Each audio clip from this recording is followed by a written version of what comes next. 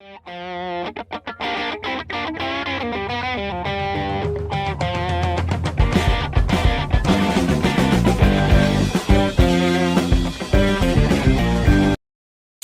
afternoon, everybody. Welcome to the TraderMerlin Show. It is your Thursday edition, getting to the tail end of the week here. It is almost Friday, the 14th of December, as we all kind of get ready for our holiday season. I'm sure many people going different places. I will be headed back to Northern California. When am I going to be leaving? I'm leaving next Thursday, Friday, Monday, Tuesday. I think I'm back on Wednesday. Not 100% sure, but I'll check on that one. So I will be gone again. More shows I won't be doing, but on the road, traveling to NorCal. It should be a fun one. All right. Let's get into our discussion for today. It wasn't a clean sweep of all-time highs, but the excitement, as you can see here in the chat, Joe saying, Ramalama-ding-dong. Yeah, it certainly is a jam-a-long-a-ling-long type of high moment.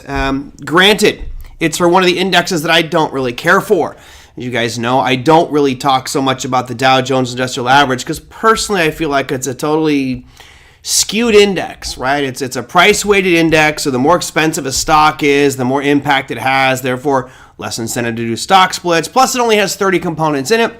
So personally, I don't really make it that big of a deal. However, it is one of the most widely watched indexes in the world. I think now it's probably the S&P has taken over, but when I was living in Europe, it was the Dow. Everyone talked about the Dow. So let's look at the Dow futures. Here is the YM. And you can see that this rally that started back last day of October has just been, to the moon. Alice, I see coming up in chat as well. From peak to trough, from the very bottom of where we are where we started this move to where we are now, 33 bars. It's moved 16%. That's 0.5% per trading day. Pretty impressive. That's a hell of a move we've seen up there. Now let's go and put a line across our top here. We have officially breached that. This is the Dow futures, so the numbers are going to be looking slightly different, but there is your high. It shows on that we've been up above that for the past couple days, but officially today is the all-time high of the Dow Jones Industrial Average. So, hey, you know what?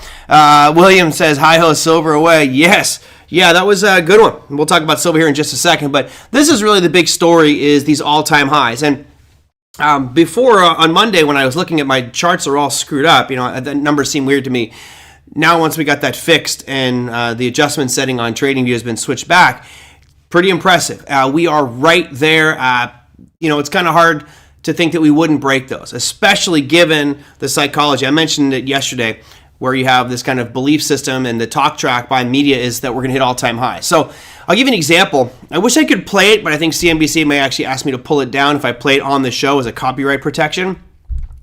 When I was on CNBC, I think it's actually the show that I get kicked off of CNBC when I called the S&P going to 1256. She also asked me about gold, mandatories. And so what's your thoughts about gold? And I went, she says, I forgot what it was. Do you think it's going to hit, I don't know, I forgot the number. It was like, do you think it's going to hit 1,000? I'm like, it's not a question of if, but when. And I said, because all these TV talking heads are talking about, is gold going to hit 100 and hit 1,000? And in your minds, you're thinking, oh, okay, well, it's going to hit 1,000. No different than what we're experiencing right now with our markets. There is your Dow. Let's take a peek at the, do I have just the indexes here? I really prefer to look at the spot indexes. All right, here's the SPX. So we've got that SPX in there, 48.08. Today we hit an intraday high of 47.38 was our intraday high on the S&P SPX, which is the index there. So still a ways away, but plenty close enough to hit that by the end of the year, in my opinion. Obviously we're going to see different numbers on the Bitcoin futures, which was up 0.19%. The actual cash index, which you cannot trade, was up 0.26 on the session. And then let me see if I can bring up the NDX here. Let's go NDX. That's going to be an indice. There it is right there. NDX. Now, how far away is this one? I mean, this is real close to that all-time high number, which goes back to November 22nd of 2021 was the high. That's 16,764. And our intraday high today, as you can see on this tiny little red candle here, was 16,660. So we are less than 100 points away, or were less than 100 points away from breaking that all-time high. As you can see, we're down 0.15% on the NASDAQ composite or NASDAQ 100 index. Will be of interest. I do think you'll see this break by the end of the year. It seems to be almost impossible that it wouldn't, given the momentum. Keep in mind, we've passed a couple of major hurdles. In the past 72 hours, we had CPI numbers, which came out not bad, kind of in line, also very low. You had your PPI numbers come out very low as well. Now, granted, they jumped up from the previous month, but still sitting at zero. And then you have the Fed making their comments and announcements about rates going forward. What was kind of the summation there was the bulk of the FOMC members agreed that holding is the right policy and that cutting in the future would be necessary. Almost no one really felt that there was the need to raise rates any further unless an outlier came and really and ripped that thing the opposite direction.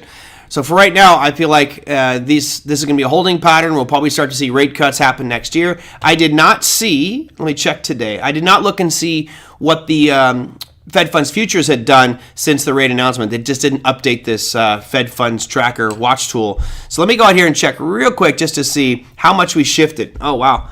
I want to go all the way to December of 2024. So if you guys may have noticed, in the presentation that Jerome Powell gave, he targeted and he said that the bulk of the voting members of the FOMC said this. I'll read the exact quote to you. I'll get you on camera here so you can see my wonderful reading skills live on air. Says, if the economy evolves as projected, the median participant projects that the appropriate level of the Fed funds rate will be.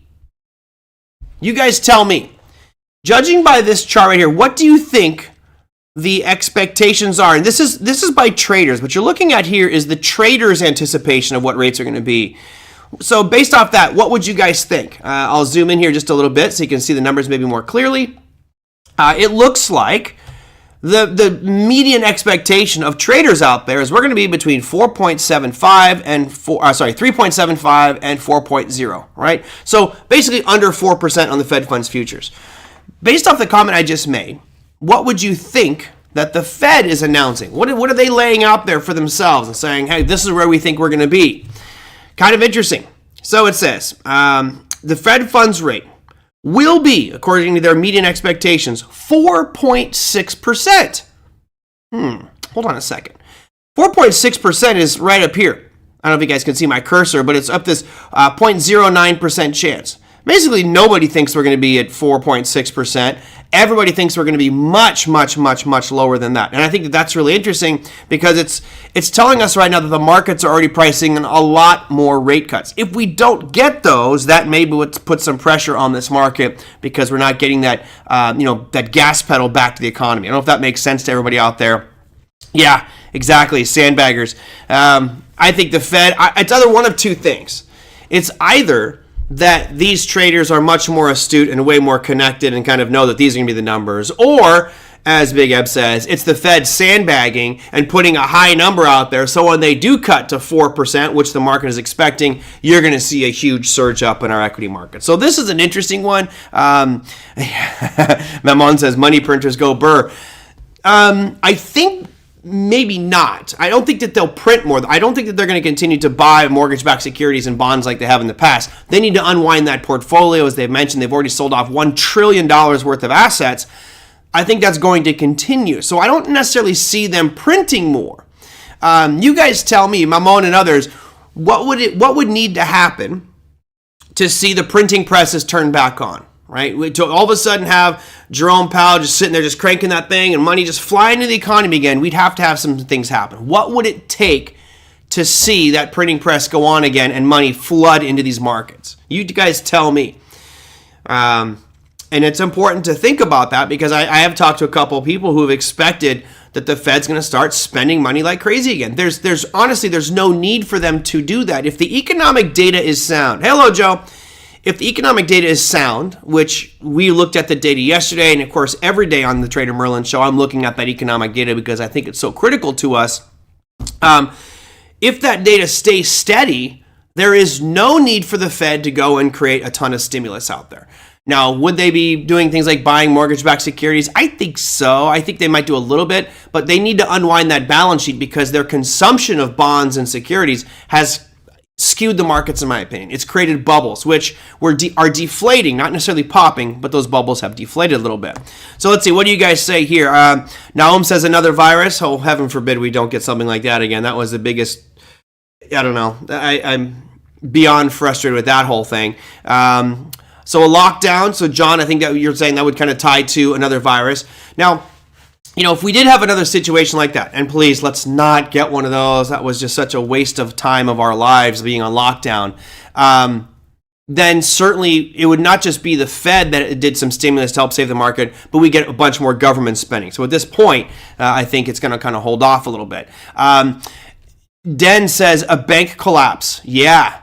Absolutely. And I think that if you look at the spectrum of possibilities, I don't think another virus is going to hit us right now. Viruses, technically they say a new virus hits every 4 years, and COVID hit in 2020. So 2024, maybe. You might be right now. But I think Dan there says bank collapse. I don't think we're out of the woods yet from this banking sector. There still are a lot of companies that on their books are running massive losses on their bond portfolio, and that may come home to roost. Let's see what else we have. Ken says Ken and Les say recession. Yeah, this is the tricky part. When you look at the inverted yield curve, it almost always leads to a recession. Almost. Every recession has been preceded by an inverted yield curve. Now, not every inverted yield curve has led to a recession. So we have always seen if there is a recession, it's because of a yield curve. So obviously the probability of a recession increases dramatically if we have an inverted yield curve, and we've had one for a year and a half now. So yes, that is a very likely scenario. Now, what are we going to have to start seeing there? Right, we're going to have to start seeing unemployment start to surge.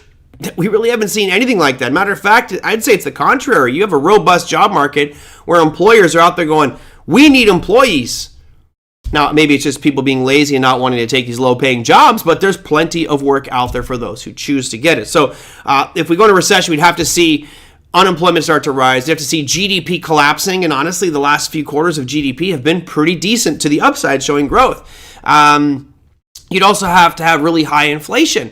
Well, we don't really have that. We have inflation has been dropping significantly, almost back to the levels where the Fed wants it. So, I'm not going to wave the flag of soft landing. I don't particularly believe in soft landing, but it does feel like it's a softish landing, and things are starting to look a bit better. So, yeah, I don't see the Fed firing at those printing presses anytime soon. They want to make sure that those rate hikes, which were significant amount of rate hikes coming through to help stimulate this market, they want to make sure that those don't crash anything or cause major disturbances to the system. It will take some time for all of those rate hikes to come through. Right? Again, they say anywhere between 9 and 18 months for a rate increase to come all the way through and fix or hit the bottom line. Tom, you sent me a really nice email talking about that and how you looked at some of these rate hikes and probabilities. We've had a number of them. There have been 9 rate increases in a very short window of time. I still don't think that we are through it yet. Still don't think that we are through the worst of it yet with regards to the impact from rate hikes. So there still is that little tail end of these rate increases that could hit the economy. But all in all, things are looking great right now. That's why I got this graphic here today. All-time highs. Just staring at this market as it keeps on going. Big Eb earlier says, "My friend, the trend." Yes, it is. I mean, you're fist bumping, high five, and maybe even giving that trend a kiss on the cheek right now, Big Eb, because that thing has just been ripping to the upside for you. One of the more incredible rallies, especially when you look at the year overall. So let's just real quickly, I'm actually going to be giving a presentation tonight at the Online Trading Academy here in Irvine, and I was looking at a bunch of data statistics.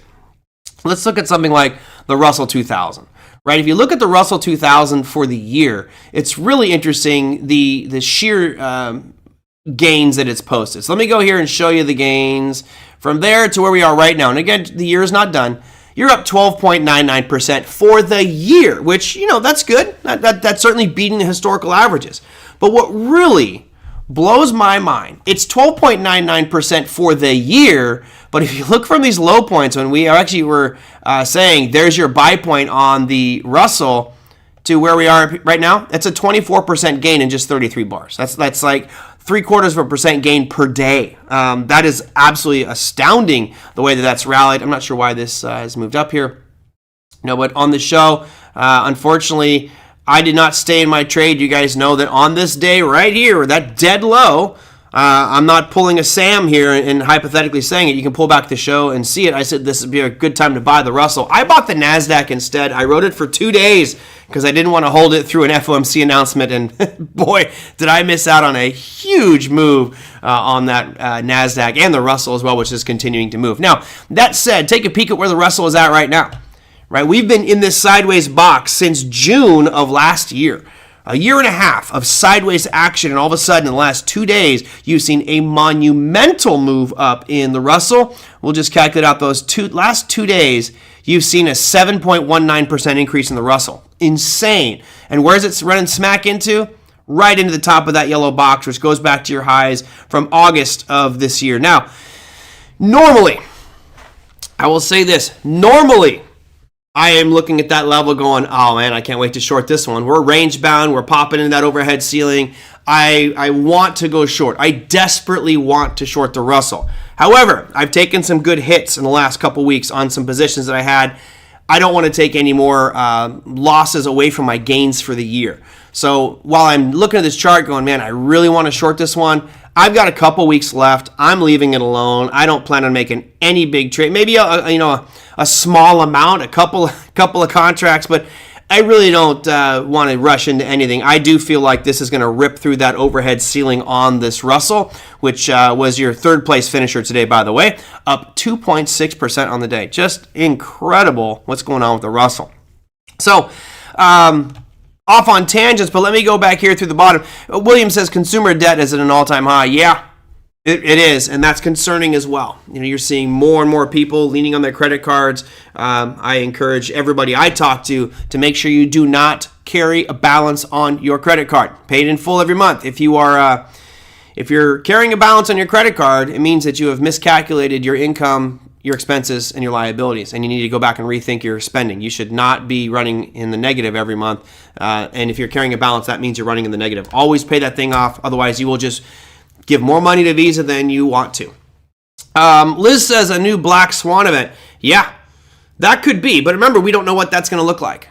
Black Swan, you don't know what it is until you see it, and you go, oh, duh, that was obvious, right? Oh, duh, why didn't we see that one coming? I love Black Swan events, particularly if I'm short when the Black Swan events hit. Memon says lower interest rates equals increased government spending. Not necessarily do lower interest rates mean more government spending. It could lead to that. It opens the door for that. But I think that lower rates make it better for government because they pay less money on interest. So the government, in theory, would have more money to spend. Of course, I think we need to rein in that, and we'll hear more about that in 2024 as we get to that election year. Let's see, big up.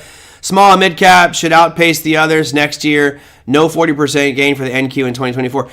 Who knows? It could. It could easily have a 40% gain. I don't know. I look at the historical numbers, and you've got to look. Actually, Big Eb, you know the numbers because you have a subscription to Stock Traders Almanac. I don't have a subscription to it. I'm pretty sure you could probably put in the chat a couple of the statistics during presidential years, right? How much on average does the S&P move during an election year? That's a very interesting statistic. Now, that doesn't mean that it always does it. It just means that over time, from my numbers I remember reading, it's historically a fairly bullish year. Now, is that a 40% gain for the NASDAQ? Probably not, but we'll hear a lot more about policy. We'll hear a lot more about which candidates. Of course, who knows who it's going to be at this point. You hear all the posturing, and I don't go to those extents and get involved with all that stuff. I don't watch the debates, whatever. When we get down to election time, I will do all my research and make my vote accordingly based off who I think is going to do the best job. But regardless of who wins the election, an election year is typically a bullish time. How many times through history have they reduced the money supply and we fall into recession? Good question, Manatee. Unfortunately, that one's way beyond my set of knowledge at this moment in time, but it might be something I dive into. That'd be interesting to know because they're really reducing significantly. This might be I believe that this is the largest reduction of a Fed's balance sheet in history. Right, you're seeing them just unload. Let me go here and real quickly type in. I know I have to talk in this at the same time, but let's go Fed balance sheet. All right, and see what that looks like. Let's go to the Board of Governors of the Federal Reserve. Let's see, here's total assets. Let's see. Bring that one up here. And I'm just looking to see, is there any time in history where we've seen a decline in the Fed's balance sheets that's been anywhere close? And you notice here, from March 23rd, 2022, they were about, call it $9 trillion. And now we are at 7.7. So it's about $1.3 trillion off of that peak. Now, if we go back here into 2014, we were at 4.5, and they sold all the way down to 3.8. So this is the single largest reduction of the Fed balance sheet in history. It's history in the making. And I would think you would all agree that if you look at this chart, we should be selling off a lot more. We need to get back down to these levels right around, let's say, 5-6 trillion would be a much better place to be for the Fed and give them more flexibility with what they can and cannot do. So if you go back to the historical trend line, unfortunately, I only go back to 2002. If we were to keep that trend line going, it would look like, it would probably be right around maybe $2 trillion on their balance sheet. But unfortunately, the Fed could do pretty much whatever they want. That's the power that they've been given, which is why I hate to say it, I am in the camp of abolish the Fed. I believe that their ability to manipulate the markets and create false impressions is very, very strong, and I think that's too much power for one entity to have. So I'm a big fan of abolish the Fed. I am more a fan of the Austrian approach, or the John O'Donnell approach, which says, just let the market heal itself. While we may go into more pain, we'll come out of it much stronger. Because at this point, if you think about how we survived COVID, we didn't survive COVID because our markets were resilient. We didn't survive COVID because we all worked really hard to get past it. We survived COVID because trillions and trillions of dollars were pumped into this economy. Money was literally just put in your hands, put in businesses' hands. Here, take some money and just do something with it. That's not the way to heal an economy. Knowing that you'll always have this backstop of government help or federal assistance, that's not how you heal something. So I think we would have been better off if we actually just weathered the storm and rode it through. Granted, we would have seen some big changes. We would have seen a lot of hard times, but I think we'd come out at the other side even better. So there you go. That was my thoughts on that one, Manji. Let me run through our top 7. Actually, it's top 8. If we look at the dollar index, man, this is just a huge plummet down in that dollar index. And again, I don't see that trend stopping. So as long as this thing keeps dropping, expect these markets to keep on rallying. That dollar index over the past 4 trading sessions, from the peak to where it's closed out right now, down 2.22%. Now, that pales in comparison to the gains you've seen in the Russell. Remember, this is a much more influential market. Currencies are far bigger. You could add the entire U.S. equity markets and the bond markets, and it doesn't come anywhere near to what the currency markets do as a percentage. Unconstitutional. You're talking about all the assistance, Andrew? All the money that was just thrown around? You know what? We might look at that and say it's unconstitutional, but I doubt that there's anybody who's going, I don't mind. I wish I didn't get that free money. I'm sure these businesses aren't sitting there going, man, we'd be so much better if we didn't get that free cash that was just given to us. I mean, come on. Everyone's got to like that. I think it just puts our economy in a far worse place. So my jaded thoughts on it. All right, that's the dollar index, which is a major catalyst as to why you saw these markets surge today, particularly commodities. We'll get to the gold and silver here in just a second, but here's your NASDAQ 100. I have that the NASDAQ 100 futures are actually at their highs. 16,767 is the number there, and we're at 16,753. So we're right at the highs on those NASDAQ futures, but that's going to be different. Going to be slightly different. True, Tom. It was free money, but we're paying for it in other ways, right? We're not required to pay that money back in many cases. You get to keep it. You pay taxes on the money they gave you for free. That's kind of a weird one. Our 10-year continuing, and lo and behold, what do we have here? A completion of a head and shoulders pattern with a measured move to the downside. That's the second time this year we've seen a perfect head and shoulders pattern hit. That was on the 10-year. We also had it on the Russell 2000. So there we go. Nice to see that one hit. At this point, the head and shoulders now is irrelevant. So while I loved it, we had it all mapped out, I'm going to delete all those lines. Let's just go here and delete all the lines. And I'm really looking forward to January 1st when I delete all lines on my charts. I do that every year now, is I delete every line I've drawn because I draw so many of them. Now the question we have to ask is, well, where does this look like it's going to go? Well, I think it's a little bit different trading bonds than looking at supply and demand zones on like Apple or Intel. But you have a small little demand zone that looks like it's running right into right now. We're very close to that one. That demand zone on that 10-year is between 3.84 and 3.88%. And today we are sitting at 3.92. So very close, although that trend is your friend until the bend at the end keeps on going.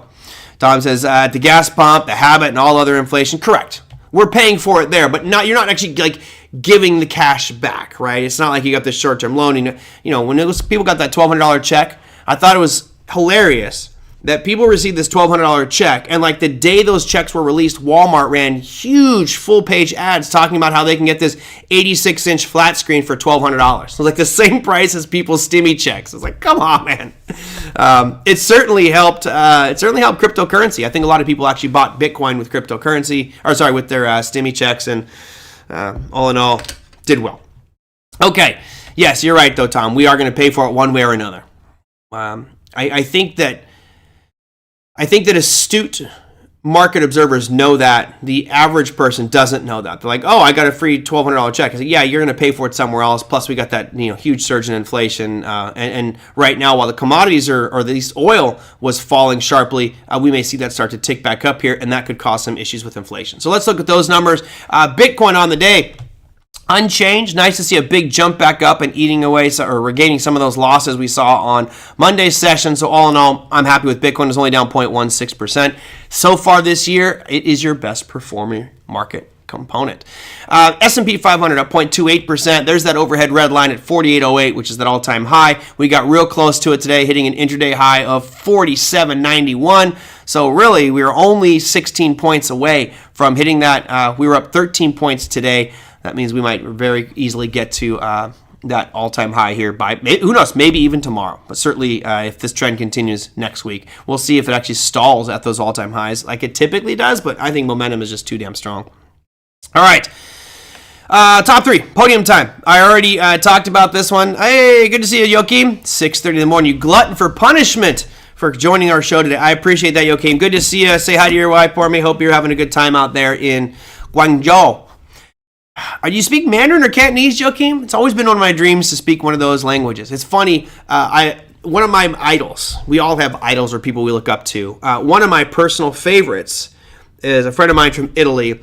I met him in Italy, in Milan. He's a lawyer, and he speaks 7 languages fluently. He speaks English, Italian, French, Dutch, German, Spanish, and French. And when I travel with this guy, it's like instant. Wherever he goes, you think, oh, he's a natural-born citizen from this country. That is amazing. He has all these Germanic languages. What he doesn't have, or in Latin languages, what he doesn't have is like Chinese or Mandarin or Cantonese. When you look at Mandarin, and I believe the 2 letters HA has 11 different meanings. Like, how the heck do you do that one? It's ha, ha, ha, ha. Man, no drinking for me over in Guangzhou when I come visit you, Joachim, because I would not be able to understand ha in 11 different ways. Crazy. All right. I don't know why I went off on that little tangent. Sorry. Learn a new language. Languages are power.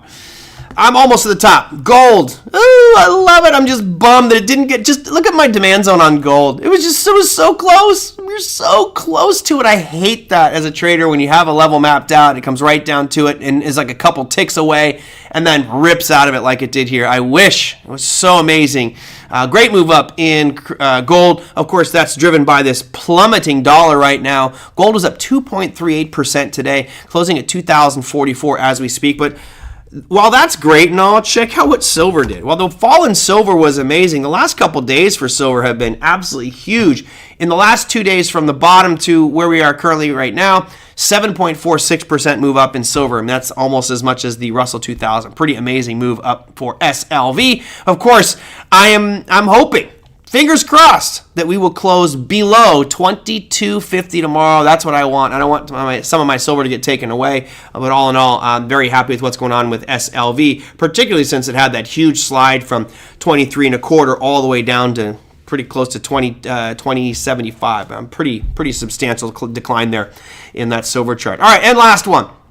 And here is where I'm very interested to see what the trend is like here. While this isn't a trend reversal in any way, shape, or form, I still think that we're drifting down lower. But a big update of 3.04% for crude oil is interesting. At least it stemmed a little bit of the bleeding today. Last 2 days really has been an up move. I'm curious to see if we get a nice rally up. If this does turn, and this short-term rally that has fallen from the end of September all the way through where we are right now, if this does continue on, then, of course, the inflation talk is going to be a moot point. Oh, inflation's better and better and better, and we're going to probably pause. But if we get this crude oil chart to pop up here and start to reverse this trend and get back going to the upside, then all of a sudden inflation numbers are going to surge, because this is the main reason why inflation numbers look so good right now. When you have a commodity that's such an influential one, not just for transportation, for plastics as well, from its peak that we saw back in September, it's down 25% to where we are today. I mean, that's pretty damn amazing to see such a huge drop. And of course, as I mentioned many times, that is the one that's impacting inflation. Now, the other piece that I go on to get here, just because we've had such big swings and different currencies out there, I'm going to go to your economic calendar right here, and I will show you what happened on Thursday's session with regards to the rates. So here we go. You can see the numbers. As expected, all three. Swiss National Bank stayed at 1.75. You had the British pound stayed at 5.25. You had the main refinance rate for the ECB stayed at 4.5%. The only thing that was different than normal is the MPC official bank rate votes. That's right here highlighted in blue, or whatever color that is. And what that tells us is, remember, there's three numbers. There's 9 voting members for the MPC official bank rate, and 3 people saying that they should raise rates, nobody saying that they should lower, 6 saying that they should stay the same. So interesting to see that decision come out from the Bank of England, and that more people are thinking about raising rates. And the reason I think that is interesting is if you look what happened earlier this week, let's go back to the GDP number for England, they're not looking so good, right? They are looking a little bit worse and worse and worse. Here is your GDP for UK. Come on, let me slide up here. Let's go past COVID. And you can see that a majority of the time they've been down below zero. So you talk about a stagnant economy and not a lot going on. That's the UK right now. And the fact that you'd have voting members saying to raise rates, I find rather interesting. It's like they're kind of caught in a pickle because inflation might be high, but your GDP is declining and you need to increase GDP, right? You got to get your economy back on track. So this is not a good spot for the UK to be in. Their GDP number, which happened on Tuesday, negative 0.3%. And you can see that really for the past, call it full year, maybe year and a half, a majority of the data has been below zero, meaning an economic contraction from GDP for the UK. So I thought that was interesting, especially because you saw their rate announcement today and them talking about keeping things the same, and one member increasing their vote saying we should raise rates. Strange days. All right. So that gets us through our top 7 markets. There's no name on your account. That's kind of a weird one. You have no name on you, which is strange, but it says, why Bitcoin going down this week? Well, just like with anything, when you have a huge move up, you have a lot of greed, things come down, right? Which is why, one of the cornerstones of core strategy for Online Trading Academy is there's 2 common mistakes that novices make. Number 1, they buy after a big rally in price. Well, that's what's happening with Bitcoin. People bought after a big rally in price. Let's go look at the spot market here for Bitcoin so we can see the actual spot, not the futures market. Here it is. Let's go to BTC. There's your daily chart. I mean, look how much this thing has moved up. Even if you just look at the last, this rally that started really December 1st, you had a 17% move up in 5 days.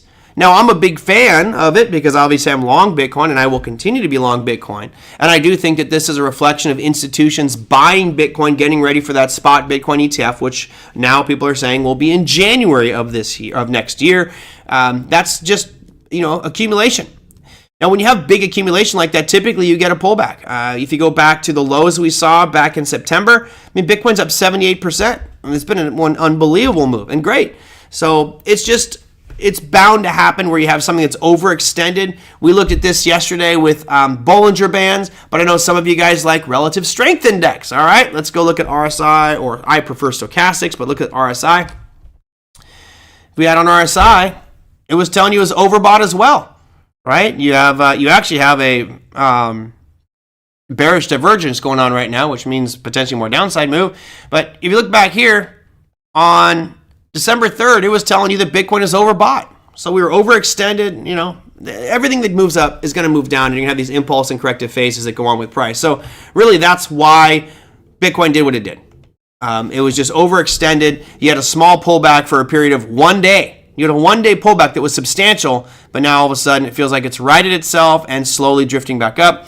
I don't think you're going to see a big crash here in Bitcoin. I do think it's going to slowly grind to the upside. What I expect it to do is pretty much what it did here, where it's going to be a move to the upside where it chops back and forth, but overall it's going to slowly go up over time because of these ETFs that are going to be approved next year. So that is the gist of it there as to why Bitcoin did what it did, and we'll see what happens in the coming months as we get that ETF rolled out. All right.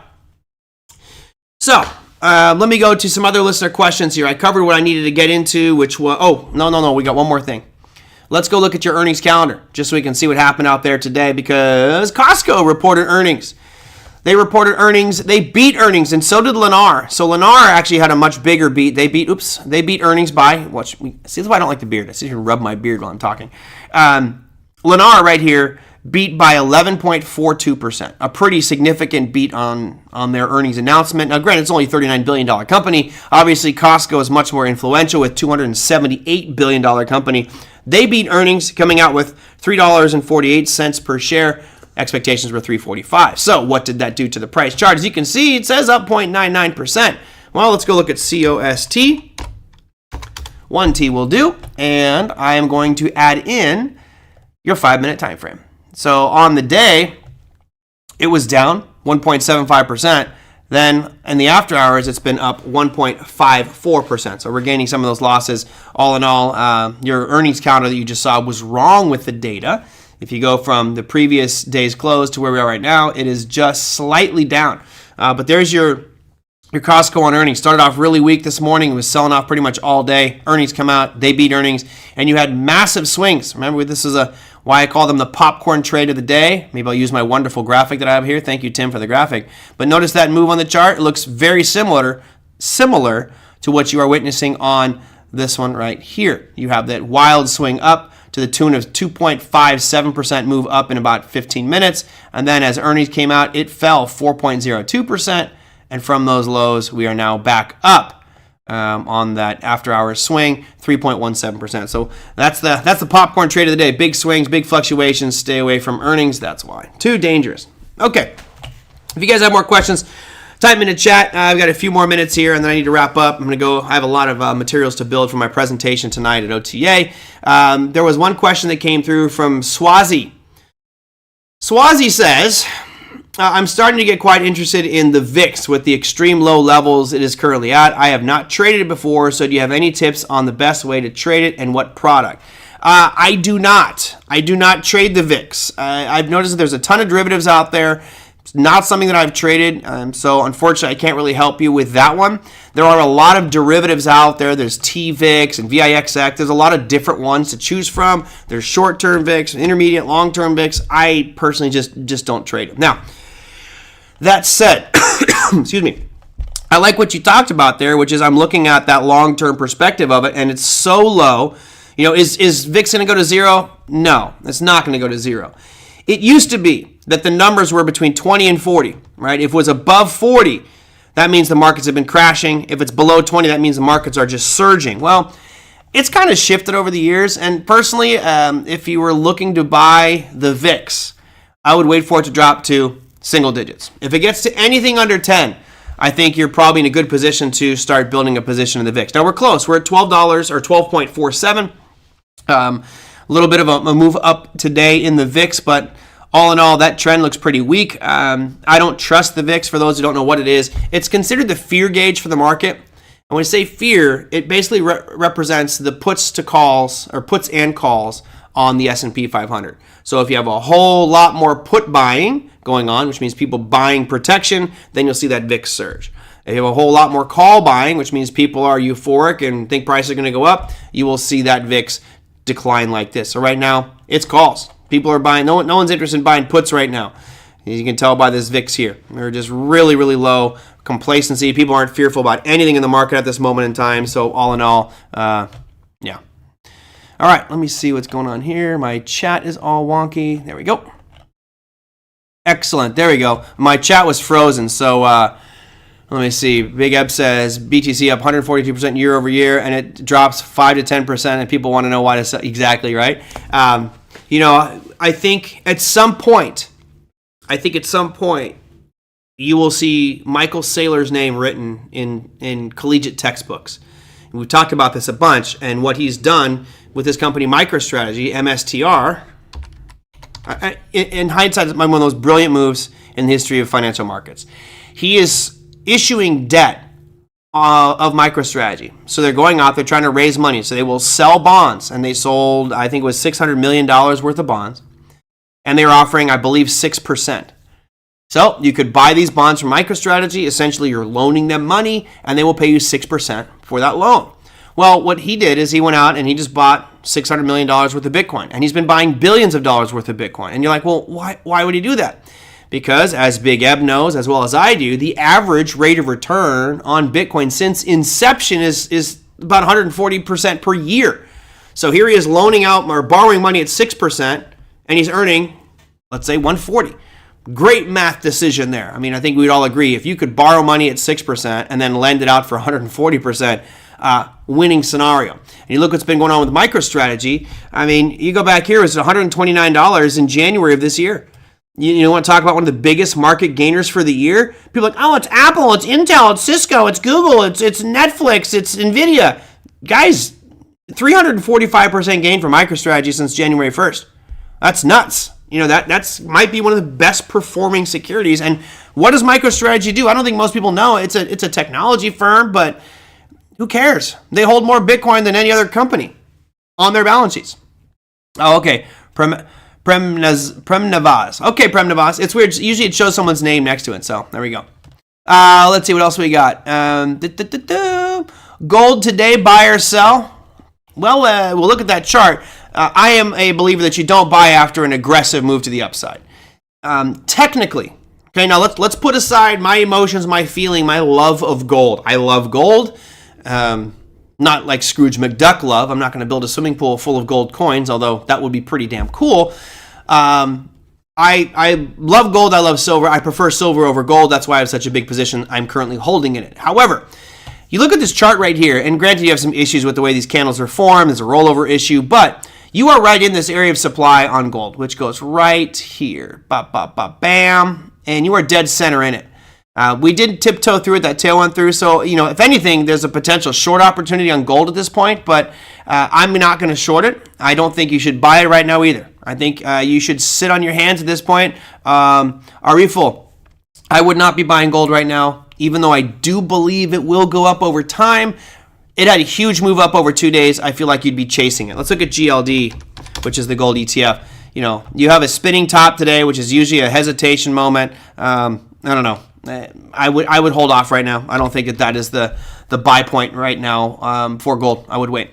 Let's see. No problem, Steve. Thank you. Glad you enjoyed it.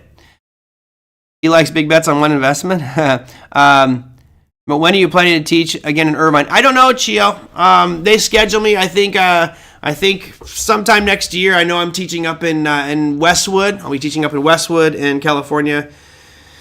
And maybe back in Irvine some point soon. I don't want to teach too many classes, maybe once every few months, but I love it. The last 2 classes, a shout out to both of my classes, have been very good students. Very respectful, appreciative of the time and understanding that I'm giving up a lot personally to be in those classrooms and to share all my experience and knowledge. So I've had a couple, I think I told you guys back in 2010, one of the reasons I said I want to stop teaching is I had some complete a-hole students. Some people who were just extremely ungrateful, didn't care, and just blatantly disrespected me in front of the entire room, and it just made me want to not do it. And unfortunately, I let all of that, a couple bad people ruin it for, I think, a lot of the good people like yourselves. I think there's a lot of people that really appreciate when good instructors come on and share their experience and knowledge. And so I'm looking forward to doing more of it. I do love teaching, and it's weird. I shifted into a whole nother gear. When that classroom door closes and class starts on Monday morning, it's just like, this is my This is my stage. This is my show. I control every aspect of it. Not that I'm a power control person, but I do love the fact that I'm going to force you to learn. I'm going to make you learn something. And there's people in there that go, I don't get this. I'm not going to get it. I'll find a way to make you learn it. And to me, it's a challenge. It's fun. I love it a lot. And I think for many of you who have been in OTA classes, you know that there's a lot of instructors that really pride themselves on making sure that you get it. I am one of those. Let's see. Jay Patel says, gold is often considered a hedge against inflation, and historically its price has shown a positive correlation with inflation rates, and the inflation data is improving. Why is gold still bullish? I think that it's not just inflation and sign of economic bad times when markets struggle and when people... Right now, there's expectations of a recession, right? So if people are expecting there to be a recession, typically that means equity markets are going to go down, so you want to pull your money out of the equity markets. Well, where do you go? Do you go to the bond market? Well, that's nuts right now. So I think what you're getting is more people buying into commodities, buying into gold and silver and other precious metals as a hedge, not just against inflation, but economic uncertainty and hard times, because it's an actual physical asset. So I think that's part of it, why you're seeing money flow into gold and silver. Obviously, right now, the big reason is the dollar has just been selling off. We talked about that dollar index here just a little bit ago. Here is the Dixie. I have this move measured out at 2.2% for the past 4 days, but, look at how much we've come down off of our peak. 5% since October. That's a big catalyst for it. And I think you'll see some more up moves continue here for commodities based off that one. All right, what else I got? A pool full of gold coins is a lottery. Yeah, it is, right, Dave? There'd be very select. See, the problem with that, Dave, is you can't really dive into the pool. I remember the opening of Scrooge McDuck. DuckTales was the TV show, and they were like doing back swims through there and diving, and it's like you're gonna hurt yourself and chip a tooth if you dive into a pool made of gold. But it looked cool. VB says, what will the end of year, new year hold for rebalancing? Lots of cash on the sidelines and FOMO. Not sure. We'll have to wait till another couple weeks before we get there. I'll do a show near the end of the year on that one. I'm gonna see if I can bring a guest on who's got more experience in that as well. Which class do I teach? I just teach core strategy. I could teach the other stuff. The only one I can't teach is options. My knowledge just isn't that great on options. I know enough to be dangerous, and I have a strategy that works well for me, and I stick to it. But yeah, I could teach futures. I could teach Forex. Stock. I could teach proactive investor, but I just teach core strategy. Simple, easy. Plus, I like it because it's that foundational piece. And I'm a huge fan of people needing to build a solid foundation in their trading. Otherwise, the whole house will come crashing down.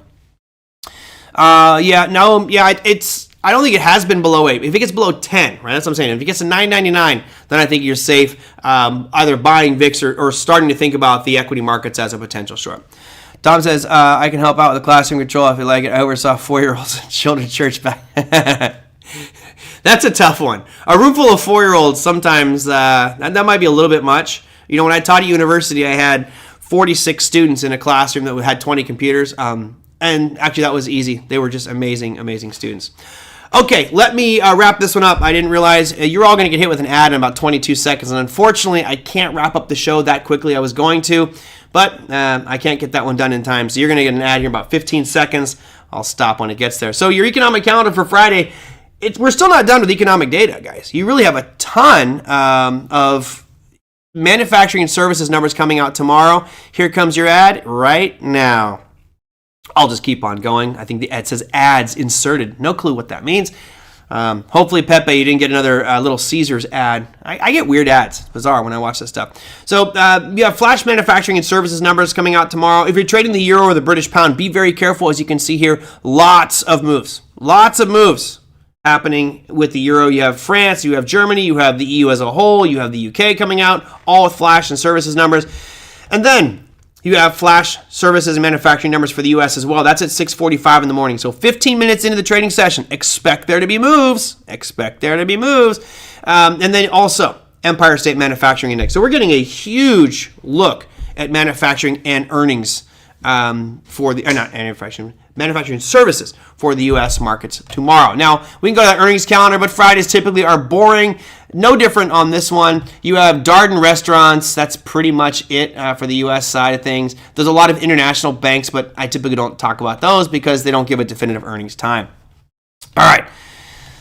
I know they're usually related to my prior searches, which makes me wonder, what the heck am I looking for? I got all kinds of different stuff there. Steve says Chuck Fulkerson and Bob Dunn were your favorites. I see William says John Rowland and Justin Krebs are two of my OT instructors. Yeah, they're great. John Rowland's fantastic. We all have our favorites. I think every instructor is like a different personality type. Some are alpha and really aggressive. Some are very passive and mild-mannered.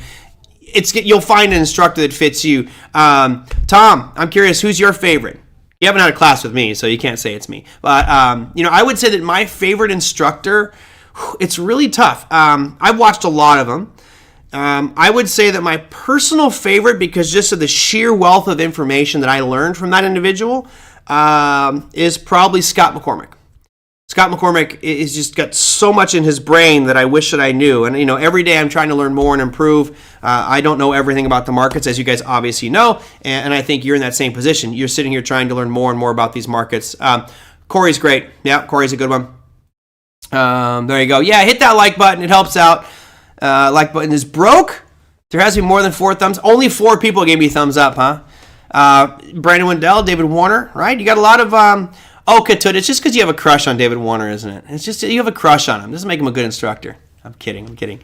Well, hey, that's cool, guys. I will bring Ricardo. I've never brought Russ Allen on the show. I would love to bring Russ Allen on the program. Let me reach out to Russ. He's a good friend of mine, and unfortunately, I can't bring Bob on the program. I wish I could, rest his soul. But it's nice that you guys mention these names. I typically don't like to go out and hunt them down because you guys understand there's really no incentive for Russ or these other guys to come on unless they're promoting something. So like Chuck and Corey, Brandon, they're all doing other things, so they want to come on to promote it. But, yeah. Okay. Excellent. Well, I'm going to have to wrap up here. Stephen Hanaho, that'd be a good one. He is so passionate about his teachings and helping people out too. I really like that as well. So, yeah, let me see if I can get these guys on the program for you. All right, that's going to do it for me. Tomorrow's Friday. I am absolutely looking forward to having a glass of whiskey with you. Although, I will tell you this. Maybe I can enlist you guys for help. This is a tough one. As you know, I'm a huge fish fan. It doesn't get bigger fish fan than me. I'm well over 120 shows now that I've seen since 1994. Fish is now playing at the Sphere in Las Vegas, and they're doing 4 nights in April. So if you're not doing anything tomorrow, tickets go on sale at 10 a.m. Pacific time. If you have time and you're not doing anything, log in and try to buy a 4-day pass. Actually, try to buy 3 4-day passes. I will Venmo you the money instantly if you buy tickets. 3-day passes. I need 3 of them. 3 of them would be perfect. 3-day passes to the Sphere Las Vegas. If anybody here gets them, I will pay all of you, and you just transfer them over to my name and call it a day. They're going to be impossible to get. I will have 4 computers going trying to get them tomorrow. It is the most difficult. This is harder to get than Taylor Swift. Plus, I'm dying to go to the Sphere, and seeing my favorite band there, does it get any better than that? What about COVID? Margaret, as usual, I will probably come back from Vegas with COVID because I've got it twice at Fish concerts. What if 40 of us get them? Tom, if 40 of you get them, what I do... So right now, you can go buy the 4-day pass on StubHub. It's going for $3,000. $3,000. It costs $700 is what it costs for one 4-day pass.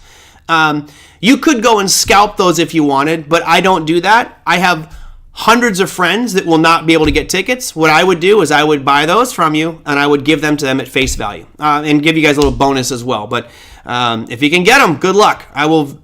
Honestly, if 40 of you guys get tickets, that would be an absolute miracle. And all I need is, 3. 2 minimum, but 3 would be perfect. And then if you want to, you could scalp them if you want to. But anyway, good luck. Good luck with that one. You'll know tomorrow if I do the show. If I've got a grin ear to ear and I'm pounding whiskey, it's because I'm celebrating. Of course, I could be pounding whiskey in depression as well on Friday, but I'll be good. All right, guys, that's going to do it for me. Thank you guys so much. Hope you had fun today. You almost got me to an hour show. You were so close. You were this close. I will see you guys tomorrow, everybody. Take care.